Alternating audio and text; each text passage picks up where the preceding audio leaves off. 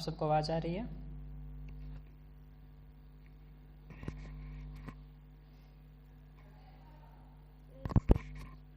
Okay then मैं आज start करता हूँ आपका मॉड्यूल 8 से। हमने आपको शेयर किया था यासा tech book, so I think I should start with this book. Okay, उसमें क्या है ना कि आप यासा जब टेक बुक फॉलो करते हैं तो आपके 4 जो सब मॉड्यूल है इसमें आपके मॉड्यूल 8 में तो आपके कवर हो जाते हैं।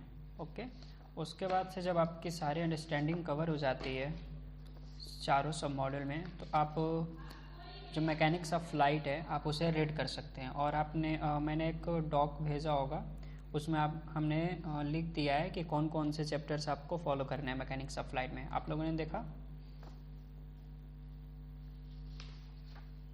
हेलो,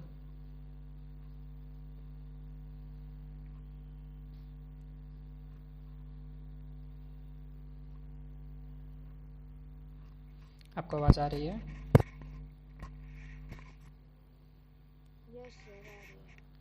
ओके, तो मैंने ये कह रहा कि मैंने ग्रुप में एक डॉक भेजा होगा जो कि इम्पोर्टेंट सब मॉड्यूल्स के लिए बुक हमने के वो रिकमेंड किया है। तो आप लोगों ने देखा?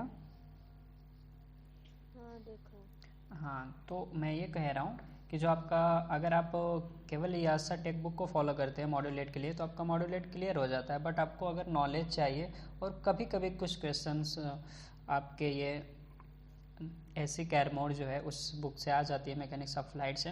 अदरवाइज आप यासा पढ़ लेते हैं फिर भी आपके क्या हो जाती है, आप मॉड्यूल को क्लियर कर लेते हैं। बट फिर भी मैंने उसमें जो चैप्टर्स इम्पोर्टेंट हैं जिनको रीड करना चाहिए वो मैंने उसमें लिखा है कि कौन कौन से चैप्टर आपको कैर मोड की फ़ॉलो करनी है।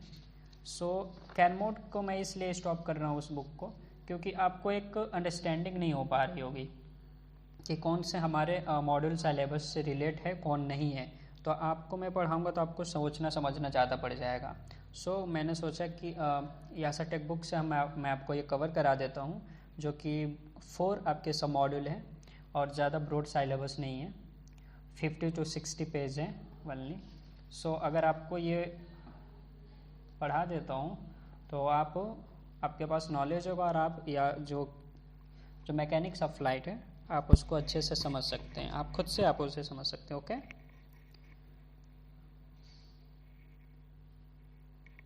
हेलो,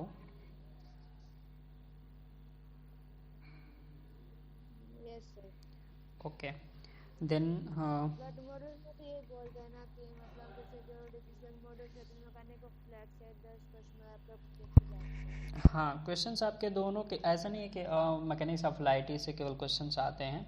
अगर आप यासा टेक बुक को फॉलो कर लेते हैं तो आपके पासिंग की चांसेस इंक्रीज हो जाती हैं क्योंकि जो DGCA होता है ना वो मैक्सिमम क्वेश्चन यासा टेक बुक से ही फॉलो करता है या फिर वो पुट करता है।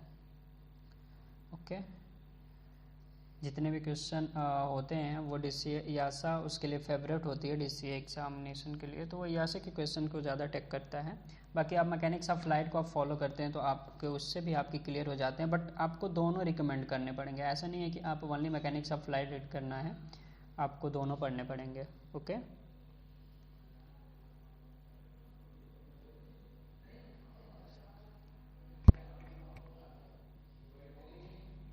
Hello,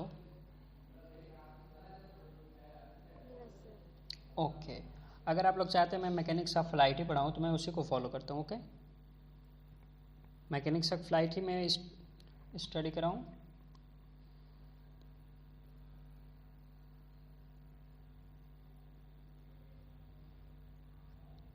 give your response.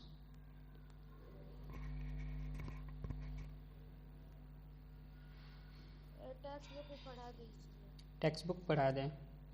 Okay, इसमें ये है ना कि मैं अगर आपको टेक्स्ट बुक कवर करा देता हूँ तो आपकी अंडरस्टैंडिंग अच्छी हो जाती है, आपको एक वे मिल जाता है कि हाँ आपको पढ़ना क्या था और आपके टॉपिक्स क्या थे। तो आपके टॉपिक्स क्लियर हो जाते हैं मॉड्यूल से रिलेटेड, और जब आपके टॉपिक्स क्लियर हो जाते हैं तो आपको अंडरस्टैंडिंग हो जाती है कि कौन से टॉपिक में हमें अच्छा नॉलेज है, किस टॉपिक में नहीं है। उस नॉलेज और टॉपिक के बेस पे आप ऐसे कैर मोड को आप खुद से स्टडी कर लेंगे। ओके, तो आपको ये सिकर मोड समझ में आ जाता है, उसके बाद वो इजी हो जाता है आपको समझना।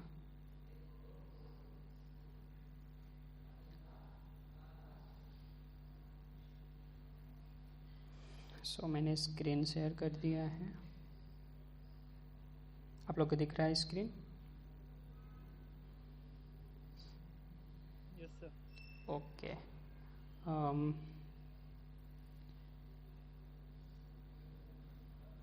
सो आपका जो फर्स्ट मॉड्यूल है ना, मैं आपको थोड़ा सा रिलेट कर देता हूँ यहाँ से।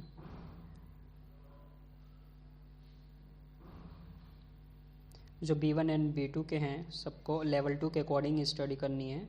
एंड आपका जो फर्स्ट मॉड्यूल है वो फिजिक्स ऑफ एटमॉस्फेयर है, जो कि मैंने बताया था कि आपको मैकेनिक्स ऑफ लाइट में फर्स्ट चैप्टर से एक भी क्वेश्चन नहीं आस्क किए जाने वाले हैं, आपको सेकेंड चैप्टर से फॉलो करने पड़ेंगे। और उसमें भी सारे चैप्टर्स नहीं आपको फॉलो करने हैं, कुछ ही चैप्टर्स है जो मैंने उस पर लिखा हुआ है अपने नोट्स में। एंड सब मॉड्यूल जो सेकेंड है आपका वो एरोडायनेमिक्स है। So module third theory of flight and last one flight stability and dynamics है। तो यही चार आपके सब मॉड्यूल हैं और इसमें 4 चैप्टर्स भी होंगे, जिनको 4 चैप्टर्स में इनको कवर भी कर दिया गया है। एंड लेवल 2 के अकॉर्डिंग स्टडी करनी है दोनों कैटेगरी को। Okay, so physics of atmosphere देखते हैं क्या है। Basic aerodynamics, 3 topics that are related to the manufacture, operator and repair aircraft, aerodynamic, aircraft assembly and rigging। कह रहा है कि 3 टॉपिक्स ऐसे हैं जो डायरेक्टली रिलेट होते हैं मैन्युफैक्चरर से। अब कौन से टॉपिक हैं? तो फर्स्ट ये है मैन्युफैक्चरर ऑपरेशन हो, और मैन्युफैक्चरर हो या फिर ऑपरेटर हो या फिर एयरक्राफ्ट रिपेयर करने की कोई ऑर्गेनाइजेशन हो। वो कौन से टॉपिक होते हैं जिनको शुड मस्ट होता है उनके लिए? एक तो एरोडायनेमिक्स, एयरक्राफ्ट के एरोडायनेमिक्स बनी रहे। एंड सेकेंड वन क्या है?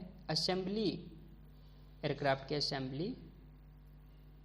एंड द थर्ड वन क्या है? रिगिंग। रिगिंग आप समझते हैं?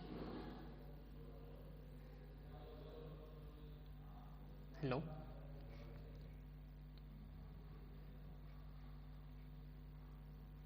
आप लोग रिगिंग समझते हैं?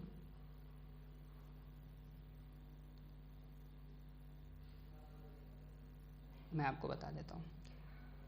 एरोडायनेमिक्स आप समझते होंगे कि हाँ, जो एयर फ्लो है एयरक्राफ्ट की बॉडी पे, उसका जो स्टेबिलिटी है वो बनी रहे, वो एरोडायनेमिक्सिटी जो होती है उसकी बनी रहे। जो सेकंड पॉइंट इसमें मैंने बताया रिगिंग की, नहीं एयरक्राफ्ट असेंबली की, तो असेंबली भी उसके जो बेसिक स्टैंडर्ड है उसके अकॉर्डिंग होनी चाहिए। जो भी हमारे मेंटेनेंस मैनुअल जो मैन्युफैक्चरर प्रोवाइड करता है वो अपना देखता है एयरक्राफ्ट असेंबली प्रोसीजर जो भी है। रिगिंग क्या होता है? वो आपकी एक तरह से हम कहते हैं स्टेबिलिटी होती है, बैलेंस होता है एक तरह से, कि वो जो उसका सेंटर ऑफ ग्रेविटी है उसके अकॉर्डिंग एरोप्लेन बैलेंस है या फिर नहीं बैलेंस है। ओके, वो आपकी रिगिंग होती है। जब हम वेव करते हैं, वेइंग करते हैं, तो वहाँ भी हमें रिगिंग देखनी पड़ती है। तो रिगिंग देखने के लिए कई प्रोसीजर्स होते हैं जो आपको मॉड्यूल 6 में स्टडी किए जाएंगे। मॉड्यूल 7 में आपको स्टडी कराया जाएगा वेट एंड बैलेंस में, तो वहाँ बताया जाएगा कि रिगिंग कैसे की जाती है। प्लम बॉब की थ्रू भी हेल्प लिया जाता है। एक प्लेट होता है कॉकपिट के अंदर, वहाँ पे प्लम बॉब को देखा जाता है कि वो उसके सेंटर पे आ रहा है कि नहीं आ रहा है। अगर वो सेंटर पे नहीं आता है तो हम कहते हैं कि ये रिगिंग नहीं है। सो आपको पढ़ाया जाएगा मॉड्यूल 6 में रिगिंग की। वो एक स्टेबिलिटी है कि हाँ वो बैलेंस है या नहीं है। जैसे आप लोग बैलेंस समझते हैं, जैसे कि मैं आपको ये बोल देता हूँ कि कभी कभी आप लोग कॉपी को सेंटर अगर पॉइंट पे आप रखते हैं तो वो बैलेंस हो जाती है। ओके, तो हम कहते हैं कि वो एक पॉइंट पे बैलेंस है। उसी तरह से एयरक्राफ्ट को भी एक पॉइंट पे बैलेंस होना चाहिए। तो वही रिगिंग पोजीशन एक होती है जहाँ से हम उसके बैलेंस को चेक करते हैं। कई तरह से होते हैं, विंग के साइड से भी चेक किया जाता है प्लम बॉब के थ्रू। यहाँ पे एरोडायनेमिक्स, यहाँ पे ये वाली लाइन देखिए, aerodynamics is the study of dynamics of gas, the interactions between a moving object and atmosphere is the primary interest in this module. कह रहा है एरोडायनेमिक्स क्या होता है कि जो गैस होती है उनकी डायनेमिक्स है। डायनेमिक्स में क्या हो जाता है? मोशन, उनकी मोशन कैसी है, जितने भी उनकी मोशन है उसको रिलेट कर उनकी जो स्टडी होती है गैसेस की, वो एरोडायनेमिक्स में आती हैं। और ये कह रहा है कि अगर कोई ऑब्जेक्ट एटमॉस्फेयर में मूव कर रहा है तो उन गैस के साथ इसका इंटरेक्शंस कैसा है वो हमें एरोडायनेमिक्स में स्टडी करना है, और यही इसका मेन सब्जेक्ट है इस मॉडल का। The moment of an object and its reaction to air flow around it be seen when watching water passing the bow of a sea. The major difference between water and air is the air is compressible और water is incompressible। कह रहा है कि दो जो major difference होता है water and air में क्या है कि एयर क्या होता है, कंप्रेशराइज होता है, उसे हम कंप्रेस कर सकते हैं, बट वाटर को हम कंप्रेस इनकम्प्रेसिबल कह रहा है, लेकिन ऐसा नहीं होता है। वाटर को भी कंप्रेस किया जाता है बट बहुत कम, मतलब एक तरह से निग्लेक्जिबल है, आप उसे निग्लेक्जिबल समझ सकते हैं, इसलिए यहाँ पे इसने लिख दिया है कि इनकम्प्रेसिबल है वाटर, बट एयर को कंप्रेस किया जा सकता है। एंड द नेक्स्ट लाइन है the action of air flow over a body is a large part of the study of aerodynamics. जो भी एयर या एयर फ्लो है किसी बॉडी के ऊपर, किसी लार्ज पार्ट है जो बॉडी है, या फिर हम कहते हैं फ्लाइंग ऑब्जेक्ट है, उनके ऊपर जो एयर फ्लो है उसकी जो स्टडी हम करते हैं वो एरोडायनेमिक्स में करते हैं। ओके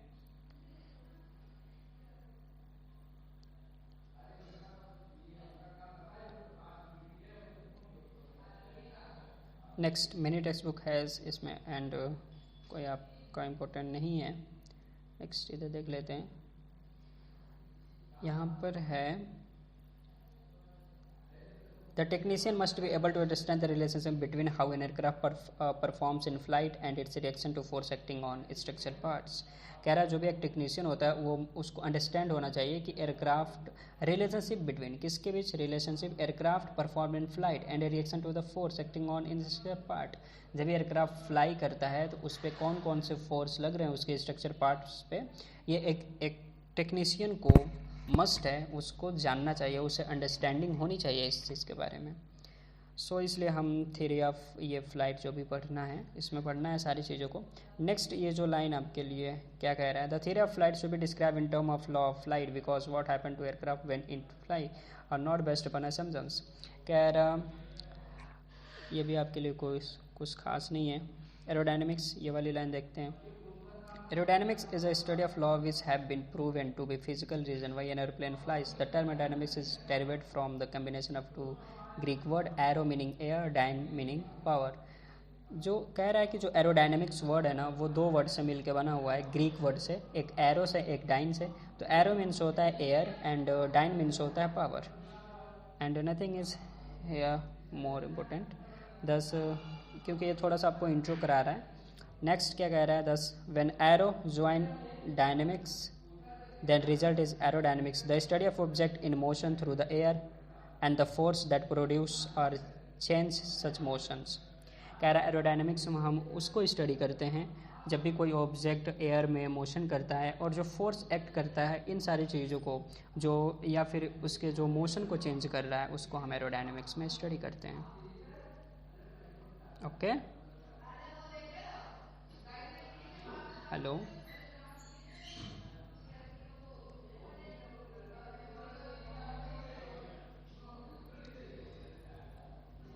आपको आवाज़ आ रही है? ओके केवल आप रिप्लाई कर रही हैं, बाकी सब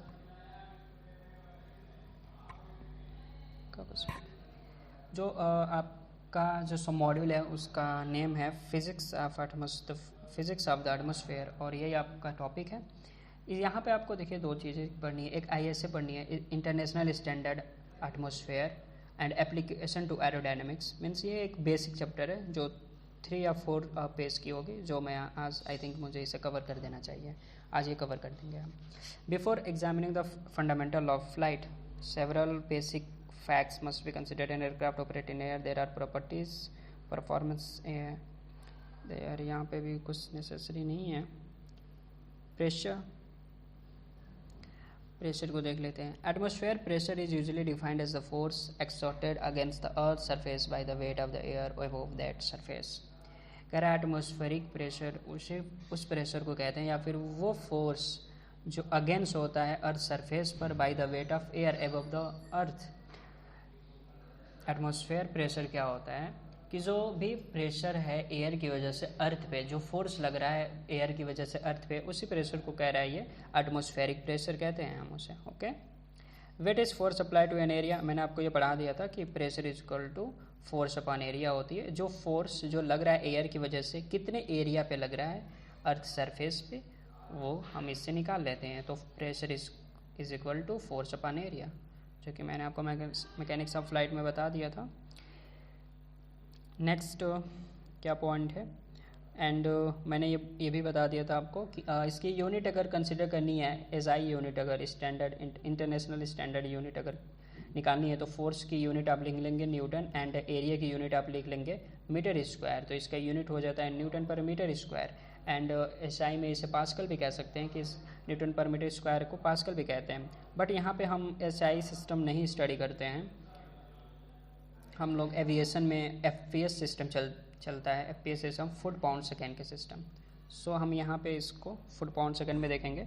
सो यहाँ पे ये कह रहा column air extending from a sea level to the top of the atmosphere weighs approximately 14.7 pound. कह रहा है कि therefore atmospheric pressure is stand in pound per square inch psi, thus atmospheric pressure at sea level 14 psi। कह रहा है कि जो eight sea level पे जो एटमॉस्फेरिक प्रेशर होता है सी लेवल पे वो कितना होता है, वो कह रहा है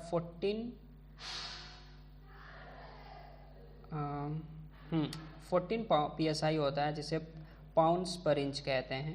ये पाउंड्स हो गया और पाउंड्स पर इंच होता है, तो इसे psi कहते हैं। ओके, पाउंड से स्क्वायर इंच हो जाएगा आपका, ये आपका psi हो गया। तो ये सी लेवल पे कह रहा है कि जो प्रेशर होता है नॉर्मल प्रेशर या फिर स्टैंडर्ड ऑफ प्रेशर एक तरह से कह सकते हैं, तो 14.7 psi पाउंड्स पर पाउंड्स स्क्वायर इंच ये आपका एट सी लेवल पे प्रेशर है। एंड नेक्स्ट क्या ये कह रहा है, अब पाउंड समझते हैं। पाउंड क्या है, किसकी मेजरमेंट है? एनीवन टेल मी, पाउंड किसकी मेजरमेंट है? पाउंड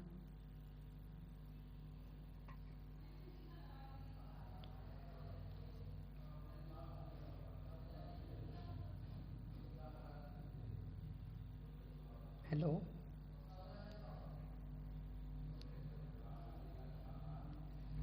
एनीवन कैन टेल मी?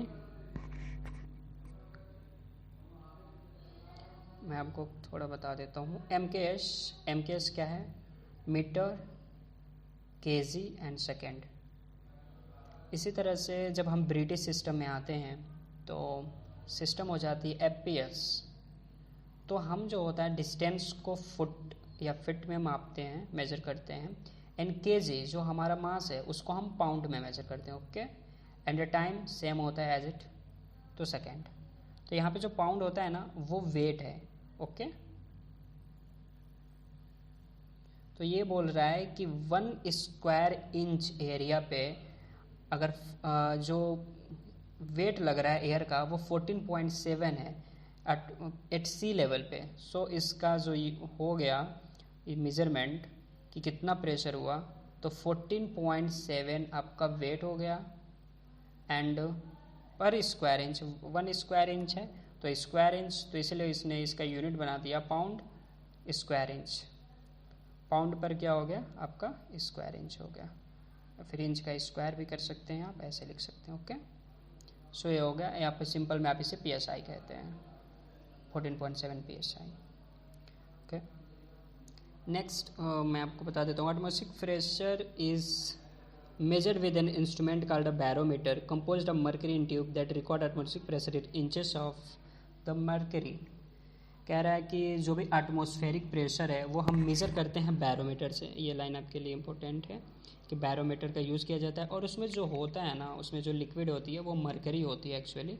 सो और इंचेस ऑफ, और मैं इसको मेज़र कैसे किया जाता है, 1 ATM क्या होता है एक तरह से 1 ATM प्रेशर को हम उसे कहते हैं 75 सेंटीमीटर। अगर मरकरी का कोई ट्यूब है और उसमें मरकरी 75 सेंटीमीटर भरी पड़ी है, सो इसके जो सरफेस जो निचली बॉटम पे जितना प्रेशर इस मरकरी की वजह से लगता है, वही एटीएम होता है, 1 एटीएम होता है। ओके, सर आवाज नहीं आ रहा। आवाज़ नहीं आ रहा? अब आ रही है? अब क्या? हेलो,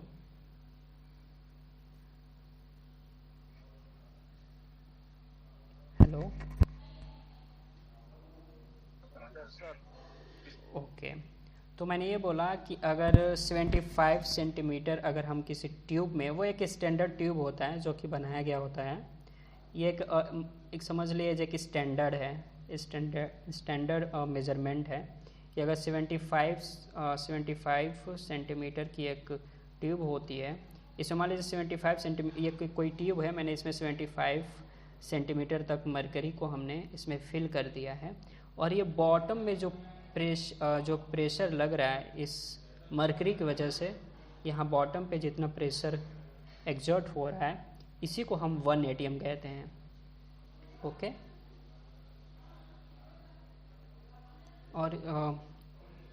और जो प्रेशर है वो मेज़र करते हैं बैरोमीटर में, और बैरोमीटर में मरकरी ही एक्चुअली यूज होती है, जो इंचेस ऑफ मरकरी है एक तरह से। ओके, लेकिन ये क्या हमने कहा, ये सेंटीमीटर में कहा हमने 75 सेंटीमीटर, अब इसको इंचेस में करना पड़ेगा, क्योंकि हम लोग जो भी स्टडी करते हैं एविएशन में वो एफपीएस सिस्टम में यूज़ करते हैं। ओके, तो या फिर फिट में हम यूज़ करते हैं, या फिर फुट में हो, या फिट में हो, या फिर इंचेस में हो। ओके, तो ये सारी सिस्टम्स चलती हैं। हम वेरिएशंस को देख लेते हैं, यहाँ पे वेरिएशंस को दिखाया गया होगा।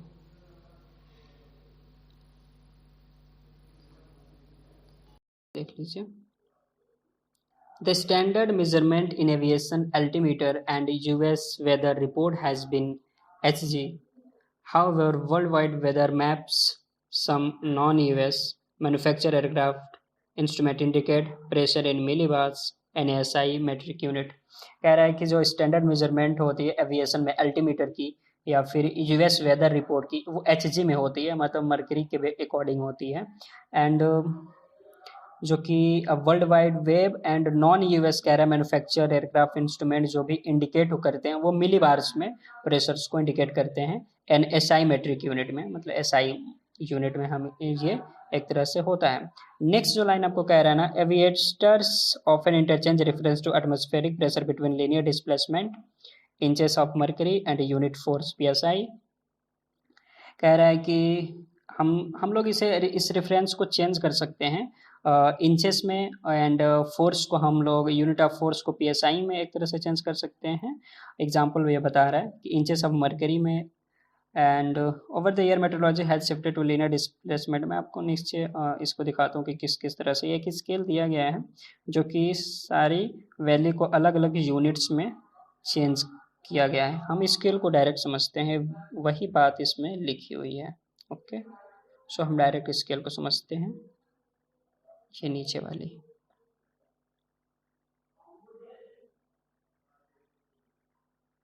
ये वाली स्केल को हम समझ लेते हैं। हमने कहा कि अगर आप सिंपल सा एटीएम में आप अंडरस्टैंड करते हैं तो एट स्टैंडर्ड सी लेवल क्या होता है, वो 1 एटीएम होता है। स्टैंडर्ड सी लेवल हम कहते हैं 1 एटीएम। इसी को अगर हम इंचेस में, अगर स्क्वायर इंचेस में देखने लगे, पाउंड एफपीएस सिस्टम में देखने लगे 1 एटीएम को, तो हमने कहा था 14.7 पीएसआई होता है।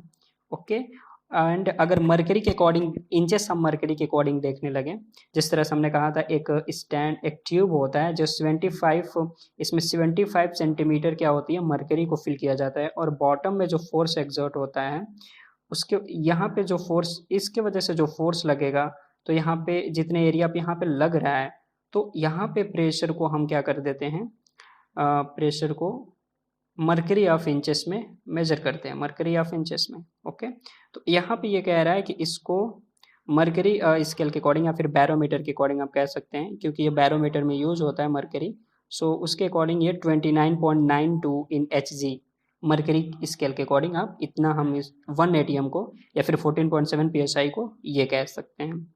एंड ये कह रहा है हेक्टोपास्कल में, यहाँ पे 1013.2 हेक्टोपास्कल में इसे चेंज कर सकते हैं, जो कि है न्यूटन पर स्क्वायर मीटर है। एंड मिली बार में देखिए सेम एज है, उसी तरह से जैसे कि हेक्टोपास्कल है वैसे ही मिली बार्स में भी है 1013.2 millibars. And millimetre of mercury, अगर मरकरी का जो ये स्केल है अगर ये मिलीमीटर में है, ये जो इसकी हाइट है जो हम सेंटीमीटर में आपको 75 बता रहे हैं, अगर ये मिलीमीटर में है तो इसकी वैल्यू आ जाती है 760 मिलीमीटर ऑफ Hg। ओके, तो ये आपका 1 एटीएम को या फिर 14.7 psi को अलग अलग स्केल में आपको डिफाइन किया गया है। आपको ये स्केल समझ में आई? हेलो, ओके, सो आपको ये, यस,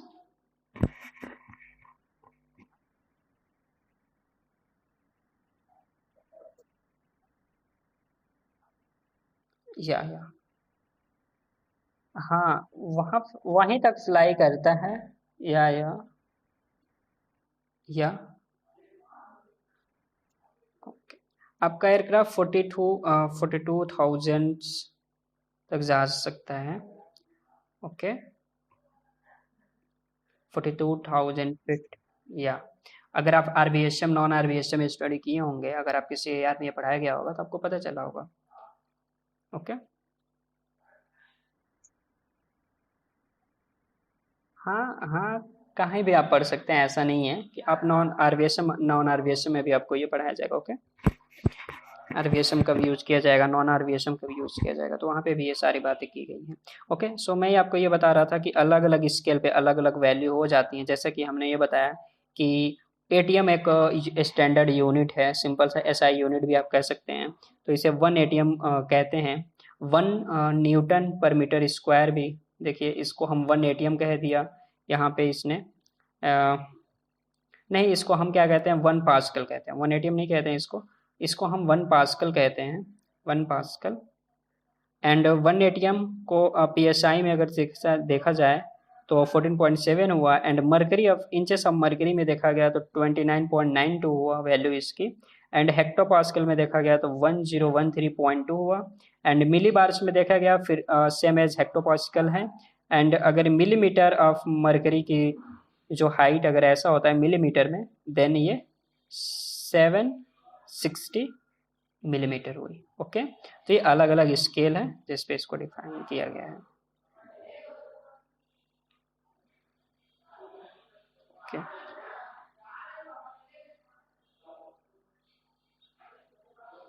ये आपकी, ये जो है ये आपकी हाइट के वेरिएशंस है कि कौन कौन से जो आपके एटमॉस्फेयर के जो स्फेयर हैं उनकी हाइट या फिर उनकी एरिया कितने कितने किलोमीटर तक की उनकी रेंज है, वो इनको यहाँ पे रेंज को डिफाइन किया गया। ओके, आप इसको देख सकते हैं, ये पूछ लेता है कभी कभी।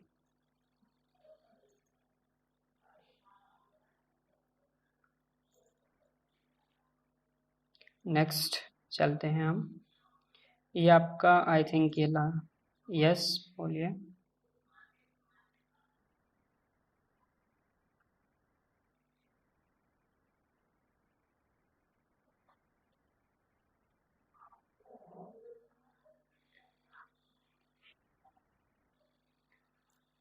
हाँ, वहाँ पे डेंसिटी ज़्यादा रहेगी ऐसे,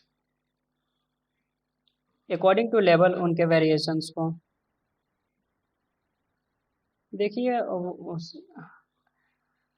ऐसा कुछ नहीं है, हम वेरिएशंस को पढ़ेंगे यहाँ पे। ओके, सो हम उसको समझेंगे कि किस तरह से है, ऐसा नहीं है कि बहुत ज़्यादा डिफरेंस होता है। ओके, यहाँ हमारी जो टॉपिक थी, atmosphere pressure decrease with increasing altitude. Okay, so ये आपकी टॉपिक है कि जैसे जैसे एल्टीट्यूड इंक्रीज होता है हमारी एयर जो प्रेशर होती है डिक्रीज होने लगती है, डिक्रीज होती है।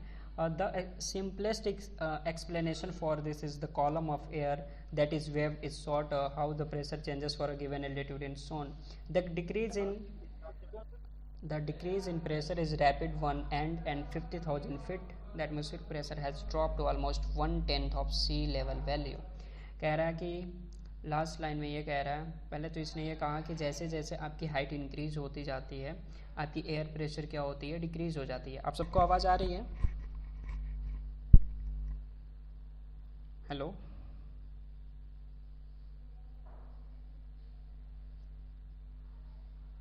यस सर आया। ओके देन एक और इसने लाइन कहा है कि आप ये जो ग्राफ है इसको मैं अभी अब बताने वाला हूँ। फर्स्ट ये वाली लाइन मैं आपको बता देता हूँ ये क्या कह रहा है कि ये बता रहा है कि अगर आप जैसे 50,000 फीट पे आप पहुँच जाते हैं तो आपकी जो प्रेशर होती है, एयर प्रेशर जो होती है वो कितनी डिक्रीज हो गई होती है, एटमॉस्फेरिक प्रेशर। जो सी लेवल का एटमॉस्फेरिक प्रेशर जो होता है उसका 1/10 हो जाती है, 1/10 बचता है। ओके इतना प्रेशर 50,000 पे आपका बचता है। मतलब आप समझ सकते हैं कि ये जो एयर प्रेशर है ना वो बहुत तेज़ी से इसमें वेरिएशन नहीं है, थोड़ा थोड़ा करके वेरिएशन है। ओके ज़्यादा डिफरेंट नहीं है। Next, as an aircraft ascend atmospheric pressure drop the quantity of oxygen decrease and temperature drops. या जब भी हमारे एयरक्राफ्ट क्या होती है इसकी एल्टीट्यूड इंक्रीज होती है, असेंड करती है, तो ये क्या कह रहा है कि जो एटमॉस्फेरिक प्रेशर होती है वो क्या होती है, ड्रॉप होती है। एंड क्वांटिटी ऑफ ऑक्सीजन भी डिक्रीज होती है, मतलब कि जो ऑक्सीजन का लेवल होता है कैबिन में वो भी कम होता है और टेम्परेचर भी ये ड्रॉप होती है। तो कह रहा है this changes in altitude affect an aircraft performance in such areas as a lift and engine horse power.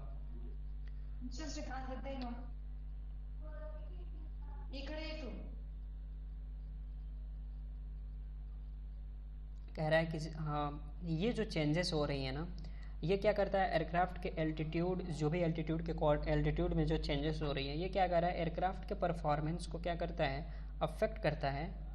And इसके लिफ्ट पे भी अफेक्ट करता है। एंड क्या कर रहा है, ये इंजन हॉर्स पावर, जो इंजन का पावर है उस पर भी अफेक्ट करता है।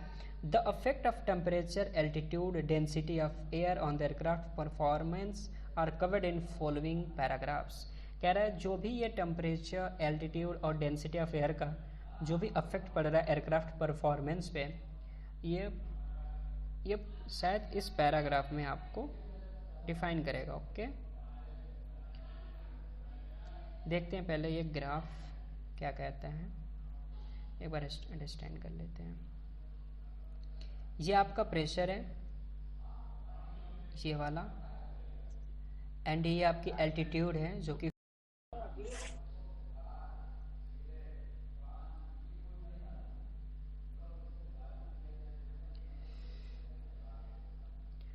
मैंने ये बताया आपको कि ये जो है ये प्रेशर को ग्राफ को डिफाइन कर रहा है। एंड जो वाई एक्सिस है वो क्या कर रहा है, डिफाइन कर रहा है आपके एल्टीट्यूड को। और यहाँ पे देखिए डिफरेंस कितना है, atmospheric pressure decreasing with altitude, इस ये लाइन हमें समझ में आई। Okay and at sea level the atmospheric pressure कितना होती है 14.7 इसने बोला। While at 14,000 feet as the dotted line show the pressure is only 2.72 psi। क्या है, अब देखिए यहाँ पे आप इसे समझिए, ये कह रहा है कि जब हम सी लेवल पे थे तो हमारा एटमॉस्फेरिक प्रेशर कितना था, 14 था। एट सी लेवल पे आप देख सकते हैं 14 था, लेकिन जैसे जैसे एल्टीट्यूड इंक्रीज हो रहा है, ये एल्टीट्यूड इंक्रीज हो रहा है, आप इसको देखिए इस ग्राफ को, तो क्या हो रहा है कि इस पे 14,000 फीट पे देखिए आपका जो प्रेशर है, यहाँ पे देखिए ये प्रेशर का ग्राफ है, तो यहाँ पे देखिए ये जो डॉटेड लाइन नीचे यहाँ पे देखिए एग्जैक्ट 2 ये बोल रहा है 2.72 आपका वनली 2.72 psi आपका 14,000 पे आपका प्रेशर बचता है, जो कि सेफ नहीं है एक तरह से, इतना ही प्रेशर आपका बचता है। तो ये एल्टीट्यूड एंड प्रेशर का एक तरह से ये ग्राफ में आपको डिफाइन कर दिया है। तो आप अलग अलग लेवल पे आप इसको समझ सकते हैं, जैसे कि आप यहाँ समझें कि इस लेवल पे क्या है, 20,000 पे 20,000 पे आपका प्रेशर कितना है, एटमॉस्फेरिक प्रेशर, तो आप देख सकते हैं 6 psi आपका 20,000 पे है। ओके ये बहुत तेज़ी से एक तरह से, या तो आपका जो 14 है ना 14,000 फीट पे, इससे वो अबव नहीं जा सकती है एयरक्राफ्ट, क्योंकि 2.72 psi ये बहुत एक तरह से प्रेशर एक तरह से ये कम हो जाता है, आपके अब ब्रीदिंग में प्रॉब्लम करेगा, ये उतना सही नहीं है आपके लिए। एक सेफ एफिशिएंट आपको बताया होगा कि कितना सही होता है psi। सो आप 14,000 से अबव आपके लिए सही नहीं है। ऊपर से देखिए जाने पे ये जस्ट जीरो हो जाता है, 1 लाख पे आप जाते हैं, 1 लाख फीट पे, तो आपका एक तरह से ये पूरा आपका प्रेशर जो भी है वो जीरो की तरफ एक्सटेंड कर गया है। ओके, तो ये आपका एक वेरिएशन है। सो आप याद रख सकते हैं कि 14 पॉइंट पे आपका 14,000 पे आपका एयर प्रेशर कितना है, एट सी लेवल पे कितना प्रेशर है। ओके, एंड आप ये भी समझ सकते हैं कि हाँ कितना प्रेशर डिक्रीज़ हो रहा है, वो एक अलग ग्राफ भी आपको बता रहा होगा, बट इस ग्राफ से भी आप अंडरस्टैंड कर सकते हैं कि एल्टीट्यूड के अकॉर्डिंग हमारी प्रेशर की इंटर रिलेशन कैसी है। ओके,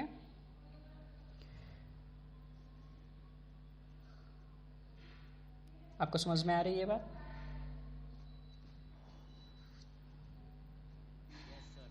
ओके,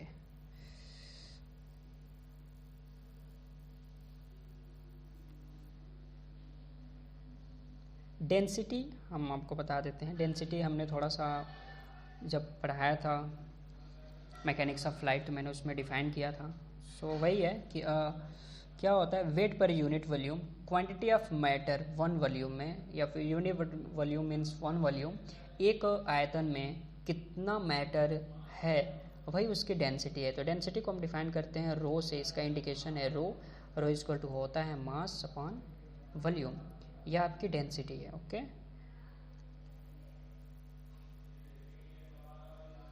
तो एयर की डेंसिटी कैसे निकलेगी, तो एयर की डेंसिटी ऐसे निकलेगी, rho equal to mass of air, okay, mass of air upon volume.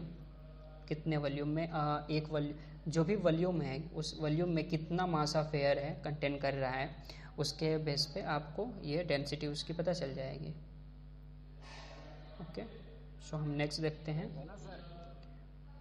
Yes, हाँ बोलिए। वॉल्यूम में वॉल्यूम को किस तरह से कंसीडर करें? वॉल्यूम एक तरह से यहाँ पे जो हाइट के अकॉर्डिंग इसे इंक्लूड किया जा रहा है। ओके, सी लेवल से हमारी हाँ जो एयरक्राफ्ट की हाइट है कितने फीट, हाँ, उसमें वो वॉल्यूम नहीं कहा जाएगा, उसके बेस पे हम वेरिएशंस को समझते हैं। नीचे के बेस के अकॉर्डिंग, जैसे सी लेवल पे बताया 14.7 psi है आपकी। सो तो इस प्रेशर को डेंसिटी से इंटरकनेक्ट करके डेंसिटी निकाल ली जाएगी। Okay, okay sir. या और इट कैन बी कंप्रेस्ड कह रहा है, जो कि ये कंप्रेस्ड भी हो सकता है, जो कि एयर है। एयर क्या होता है, कंप्रेसिबल होता है। Okay, an equal of container the air कह रहा है कि अगर दो कंटेनर है तो ज़रूरी नहीं है दोनों में एयर प्रेशर सेम ही हो सकते हैं। मान लीजिए इनकी हाइट सेम है एंड इनका शेप पूरा सेम है, वॉल्यूम भी सेम है, तो ज़रूरी नहीं है कि इसमें एयर उतना ही होगा या फिर डेंसिटी उतनी होगी। अगर इसमें हम ज़्यादा कंप्रेस कर दिया इसमें, तो इसमें डेंसिटी ज़्यादा हो जाएगी एयर की और इसमें कम रहेगी अगर इसमें कंप्रेस नहीं किया तो। सो ये आपको ये समझाने के लिए बता रहा है कि जो एयर होता है वो कंप्रेसिबल होता है। ओके, तो अगर एयर को कंप्रेस किया जाए तो उसकी क्या हो जाती है, डेंसिटी इंक्रीज हो जाती है। यहाँ पे डेंसिटी को दो गवर्न फॉलोइंग रूल्स डिफाइन कर रहा है। क्या कह रहा है, density varies in directly proportional with the pressure. Means ये कह रहा है डेंसिटी जो होती है ना वो डायरेक्टली प्रोपोर्शनल होती है प्रेशर की। अगर आपकी प्रेशर इंक्रीज है मीन्स डेंसिटी इंक्रीज है, तो सिंपल सी बात है आपका, हम कहते हैं कि जैसे एल्टीट्यूड इंक्रीज होता है तो वहाँ पे क्या होता है कि जो एयर प्रेशर होता है वो कम हो जाता है ऊपर चलने पे, ऊपर जाने पे एल्टीट्यूड जैसे बढ़ती है, हाइट बढ़ती है एयरक्राफ्ट की। सो डेंसिटी भी डिक्रीज होती है प्रेशर के अकॉर्डिंग, क्योंकि प्रेशर डिक्रीज होता है तो डेंसिटी भी डिक्रीज होगी। और प्रेशर डिक्रीज क्यों होता है, क्योंकि क्या होता है जो मास ऑफ एयर है ना, जो मास ऑफ एयर है या फिर जो कंटेंट ऑफ एयर है वो कम है, वहाँ पे एयर की जो कंटेंट है वो कम है। तो जब एयर की कंटेंट या फिर मात्रा कम होगी तो उसकी डेंसिटी भी कम होगी। ओके,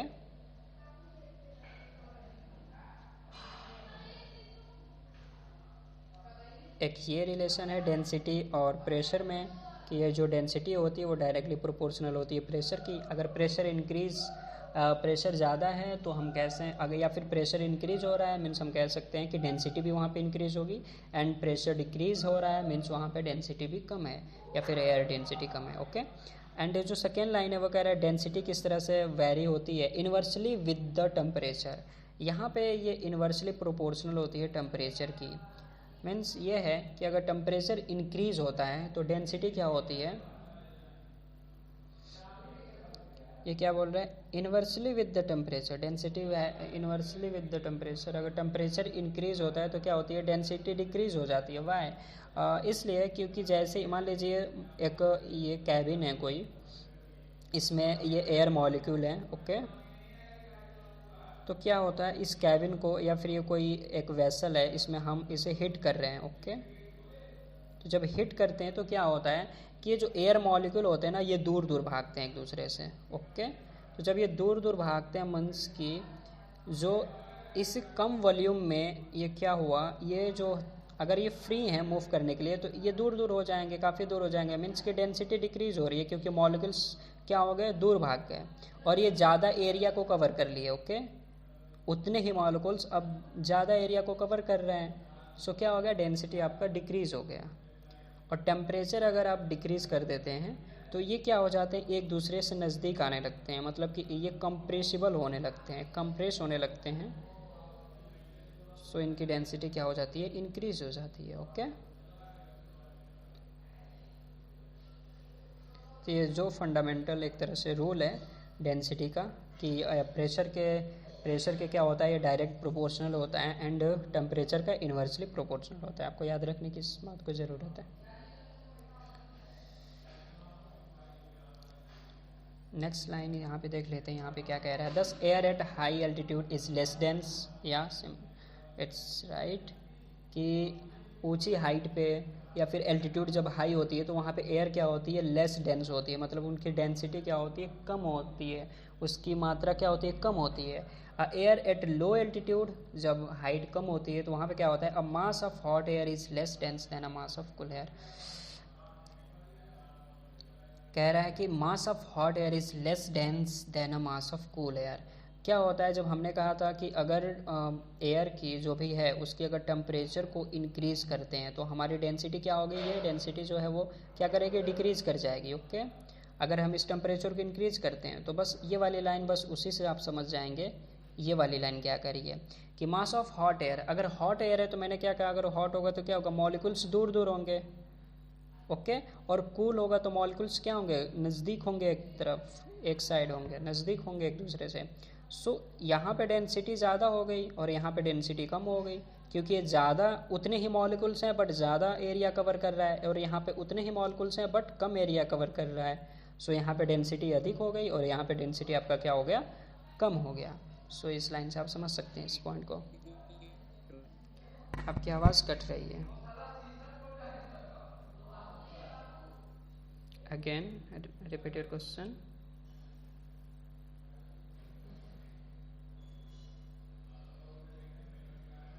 Hello,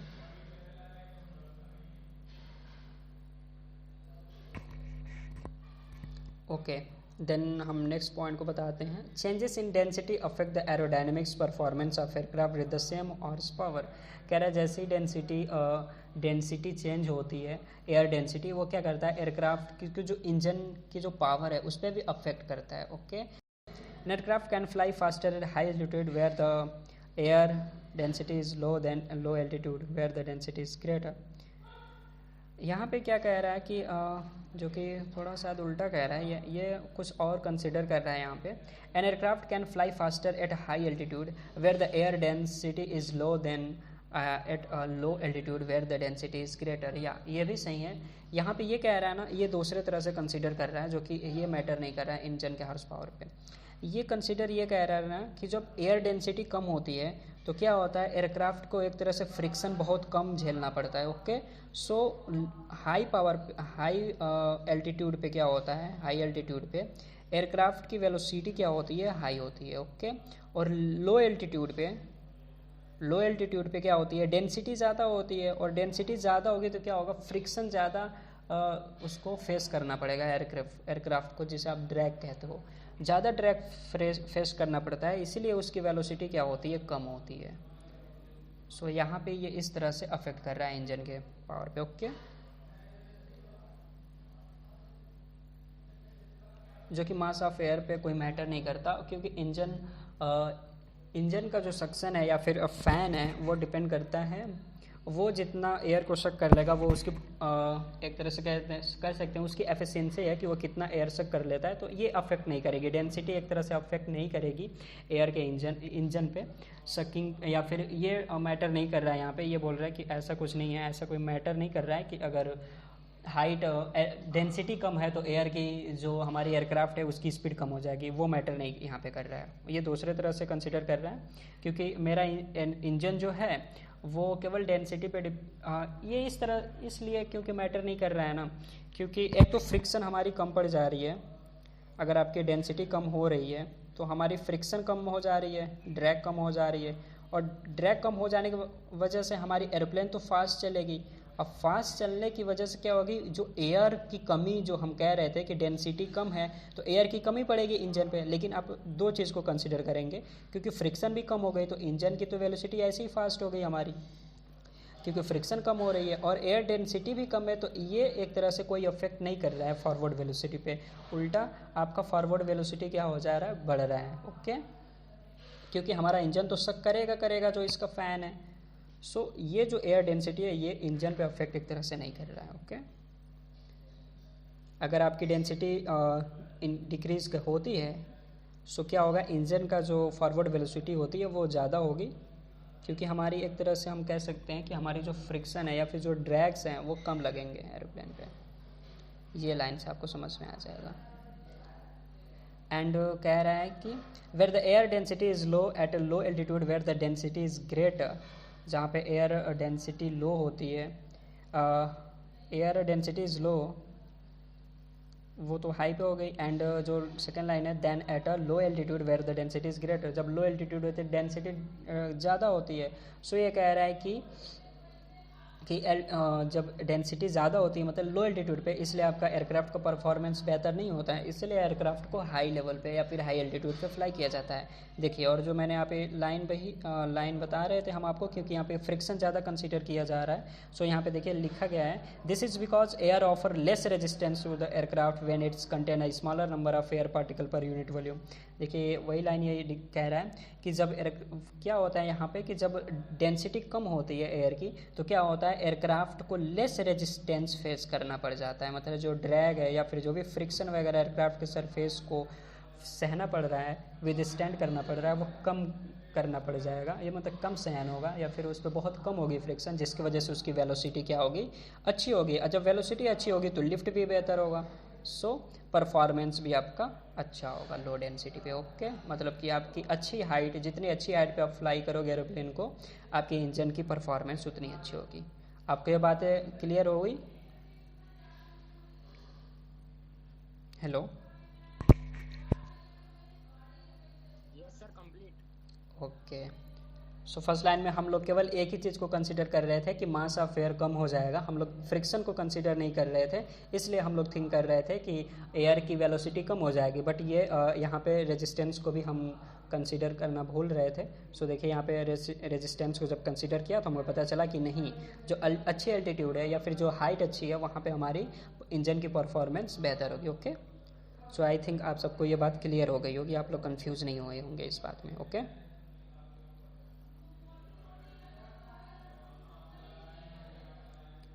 ओके, ह्यूमिडिटी क्या होती है, द अमाउंट ऑफ वाटर, अगर या फिर वेपर जो होता है वो एयर में प्रेजेंट हो तो उसे हम ह्यूमिडिटी कहते हैं। तो humidity is the amount of water vapour in the air. अगर वाटर के जो बबल्स होते हैं या फिर वेपर होती हैं जो वास्प फॉर्म में होती हैं, अगर एयर में प्रेजेंट हो तो उसे हम ह्यूमिडिटी कहते हैं। यहाँ पे कह रहा है the maximum amount of water vapour that air can hold vary with the temperature. ये टेम्परेचर पे एक तरह से वेरी करता है।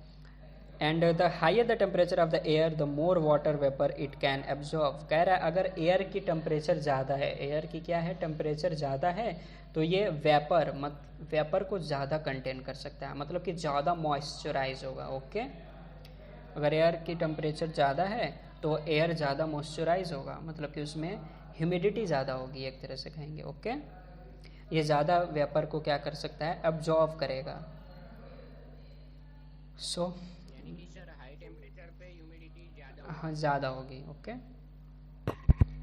या नेक्स्ट जो है आपका फर्स्ट पॉइंट है, the absolute humidity is weight of water vapour in a unit volume of air. कह रहा है कि जो एब्सोल्यूट ह्यूमिडिटी को डिफाइन कर रहा है इसे क्या कहते हैं, weight of water vapour in a unit volume of air. मतलब कि अगर एक आयतन एयर है तो उसमें कितना weight of water vapour present है, उसे ही एब्सोल्यूट ह्यूमिडिटी कहते हैं।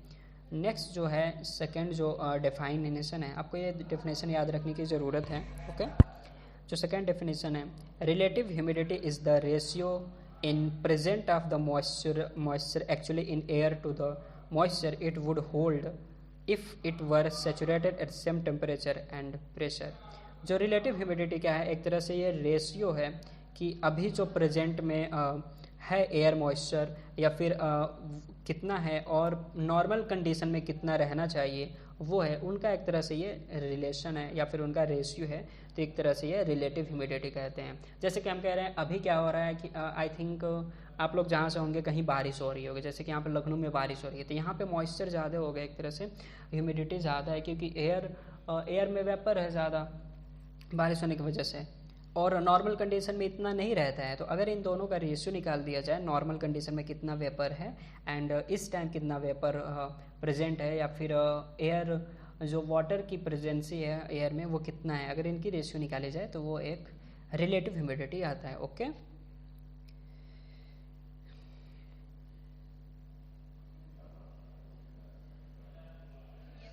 ओके देन हम ये जो लाइन है ये वाली हम आपको समझाते हैं। इसमें क्या कह रहा है, इसमें ये है the assuming the temperature and pressure. कह रहा है कि अगर टेम्परेचर और प्रेशर को हम कांस्टेंट माने, ओके, या फिर सेम माने, तो कह रहा है the density of air very inversely with the humidity. जो डेंसिटी है वो एयर की जो डेंसिटी है ये प्रोपोर्शनल हो जाती है किससे, ह्यूमिडिटी की, अगर टेम्परेचर और प्रेशर कांस्टेंट है। ओके, तो अगर ह्यूमिडिटी ज़्यादा हो गई तो हम कहेंगे डेंसिटी अच्छी है, ह्यूमिडिटी अगर लो हो गई तो कहेंगे एयर डेंसिटी भी लो है। ओके, सो ये एक आपको याद रखने की अच्छी टॉपिक्स है जो कि क्वेश्चंस में आ जाते हैं। नेक्स्ट लाइन है, ये भी कई बार आ चुका है, आई थिंक मॉडल में आ चुका है, आई थिंक मेरे सेमेस्टर एग्जाम्स में भी ऐसे क्वेश्चंस आ चुके हैं। ये वाली जो मैं आपको बताता हूँ, ऑन डैम्प डे, ये पूछा भी जाता है, ये आपके लिए इंपॉर्टेंट है। On damp day the air density is less than on dry day. Damp day में क्या होती है, जो एयर डेंसिटी होती है वो क्या होती है, लेस होती है ड्राई डे से। ओके, ये लाइन पूछता है डैम्प डे एंड ड्राई डे में किस में एयर डेंसिटी ज़्यादा होती है। सो आपको ये बता रहा है कि ऑन डैम्प डे क्या होती है, डेंसिटी क्या होती है, ड्राई डे से कम होती है। For this reason an aircraft require a longer runway for take off on damp day. कह रहा है कि इसी वजह से जब डैम्प डे होती है तो क्या होता है, यहाँ पे एयरक्राफ्ट को लॉन्गर रनवे को यूज करना पड़ता है टेक ऑफ के लिए, क्योंकि एयर डेंसिटी क्या होती है, लेस होती है। ओके, तो लॉन्गर रनवे यूज करेगा aircraft. Then it does on dry day, और ड्राई डे में क्या होता है, एयरक्राफ्ट को लॉन्गर रनवे यूज़ करने की ज़रूरत नहीं है। ओके, सो ये सारी लाइनें आपके लिए बहुत इंपॉर्टेंट हैं। ये लाइनें आपको याद रखने की ज़रूरत है इसको। जब भी आप लोग अपनी बुक स्टडी कीजिए, सो आपको ये रिकमेंड किया जाता है कि आप लोग जो भी इम्पोर्टेंट लाइन आपके अकॉर्डिंग जो लगता है आप उसको अंडरलाइन किया कीजिए। ओके,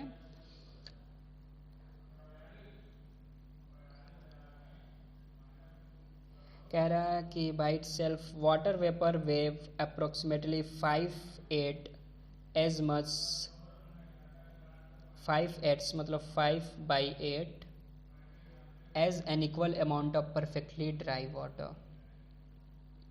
जो वाटर वेपर का वेट होता है वो कह रहा है 5/8 होता है weight, as much an equal उतना ही अगर अमाउंट ऑफ ड्राई एयर है तो उसके 5/8 क्या होता है, उसका वेट होता है वाटर वेपर का। ओके, अगर सेम अमाउंट ऑफ वाटर भी है, वाटर वेपर भी है और same amount of dry air है, तो ड्राई एयर से कितना होता है आपका वाटर वेपर का वेट कितना होता है, 5/8। ओके, ये आपका एक रिलेशन यहाँ पे बता रहा है।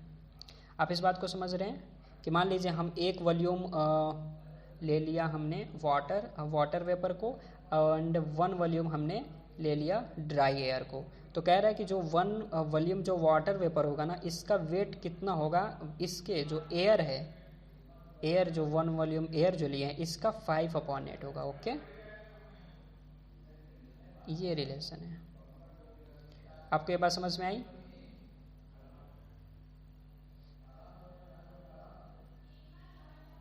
हेलो,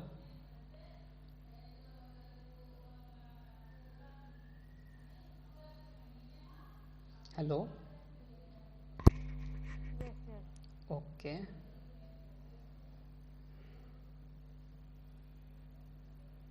यहाँ पे टेम्परेचर एंड एल्टीट्यूड को, टेम्परेचर और एल्टीट्यूड में वेरिएशन है, जहाँ पे एक लाइन बहुत इंपॉर्टेंट आपको पूछी जाती है। ये वाली लाइन काफ़ी पूछी जा चुकी है, ये वाली पूछता है कभी कभी किस टेम्परेचर या फिर किस स्फेयर में क्या होता है, एक लेवल पे पहुंचने पे हमारा जो होता है टेम्परेचर जो होता है ना, वो एक तरह से कांस्टेंट हो जाता है, और वो टेम्परेचर कितना होता है वो पूछता है।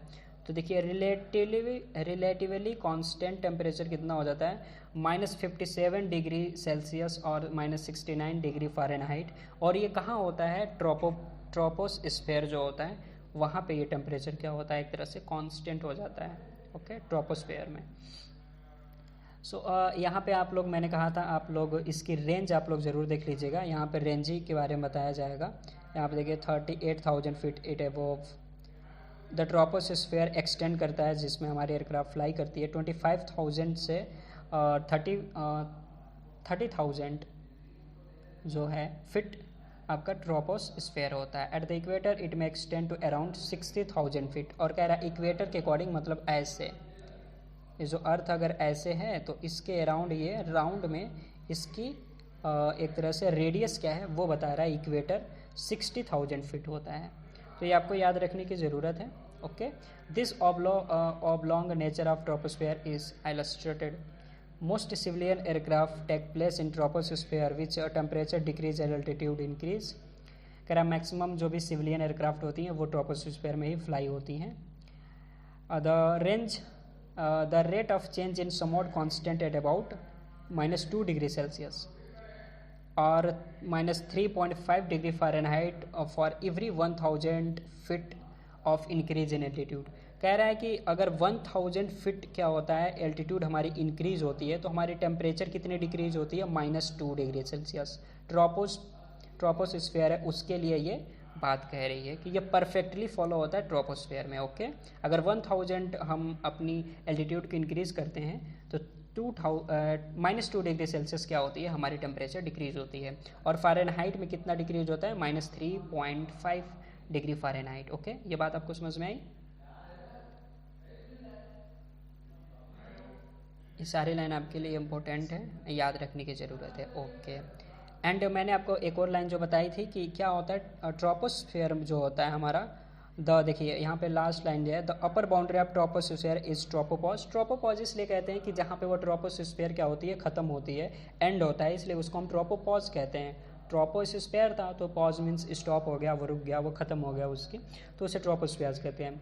और मैंने एक आपको पॉइंट बताई कि ट्रोपोस्फेयर ही एक ऐसा स्फेयर है जहाँ पे ये कंडीशंस बहुत अच्छे से फॉलो होती है कि 1000 अगर एल्टीट्यूड आपकी इंक्रीज हुई तो -2 डिग्री सेल्सियस आपका टेम्परेचर क्या होता है, डिक्रीज होता है। सो इसलिए ये बेस्ट होता है ट्रोपोस्फेयर एयरक्राफ्ट को फ्लाई करने के लिए। ओके, और यहाँ पे मैंने एक और टॉपिक लाइन बताई जो आपके लिए इंपॉर्टेंट है कि ट्रोपोस्फेयर ये एक ऐसा स्फीयर है जहाँ पे टेम्परेचर क्या होती है, रिलेटिवली कांस्टेंट हो जाती है।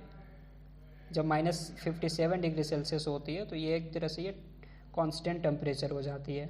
ओके, -57 डिग्री सेल्सियस पे कांस्टेंट हो जाती है ट्रोपोस्फेयर में टेम्परेचर। ओके, इससे ज़्यादा ना फिर बढ़ेगी, घटने का घट सकती है, बट इससे ज़्यादा नहीं बढ़ने वाली है। यहाँ पे ये कांस्टेंट हो जाती है इसकी टेम्परेचर ट्रोपोस्फेयर में।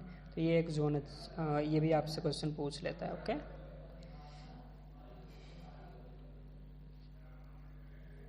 आई थिंक इट्स इनफ, या फिर मैं इसको कवर करा दूँ पूरा।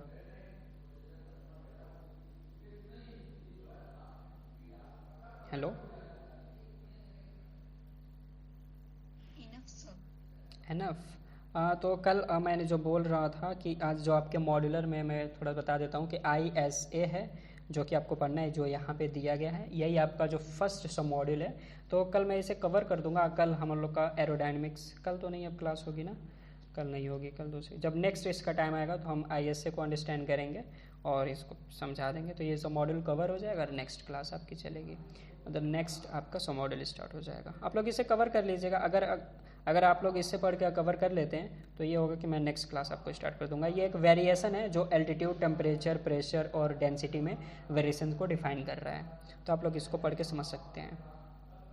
वैसे आप लोग इसको पढ़ लीजिएगा, जो भी हमने इसमें बताया ये आपके लिए मस्ट है। एंड उसके बाद ट्रोपोस्फेयर के बाद कौन कौन से हमारे स्फेयर हैं, उसमें क्या डिफरेंस है, जैसे कि स्ट्रेटोस्फेयर है जो कि ओजन लेयर को कवर करता है, ओजन लेयर को कंटेन करता है। और ओजन लेयर क्या करता है, यूवी लाइट, अल्ट्रावायलेट राय से हमारे सेफ्टी करता है। तो ये सारी चीज़ें बताई गई हैं। मतलब एक तरह से सिंपल सा जो भी आपका जो स्फेयर्स हैं उनकी नॉलेज आपको होना चाहिए इस सब मॉड्यूल में। ओके, जो कि आपका फिजिक्स ऑफ एटमॉस्फेयर है। ओके, एंड आपको वेरिएशन जो भी हमने बताया, temperature, altitude, pressure and density, ये आपके 4 वेरिएशंस को अच्छे से और इंटरकनेक्ट आपको ये होना चाहिए। इसमें से आपका 2 से 3 क्वेश्चन आस्क हो जाते हैं क्योंकि 20 क्वेश्चंस का ये मॉड्यूल है। सो इसमें से पूछे जा सकते हैं, 2 और 3 क्वेश्चंस आपके आ जाएंगे इसमें से। एंड जो आपके 3 सब मॉड्यूल है इसमें से काफ़ी क्वेश्चन आते हैं। Okay,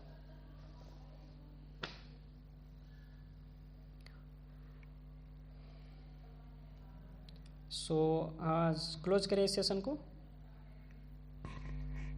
hello, give you response. Okay, then इस सेशन को क्लोज करते हैं। Okay, so thanks for watching. आप सबको समझ में आया?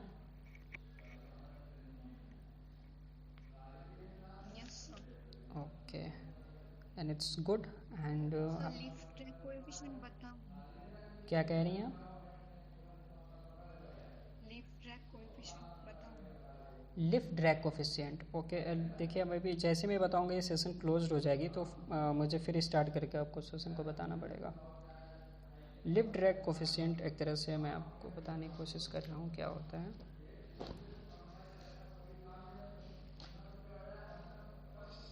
ये सेशन अभी 4 मिनट में क्लोज है। मैं सेशन को क्लोज करके स्टार्ट करूँ, फिर मैं आपको बताता हूँ। ओके ओके, मैं आपको ये कवर कर देता हूँ। और अगर किसी को जानना है लिफ्ट ड्रैग कोफिशिएंट तो वो भी ज्वाइन कर लेगा। ओके।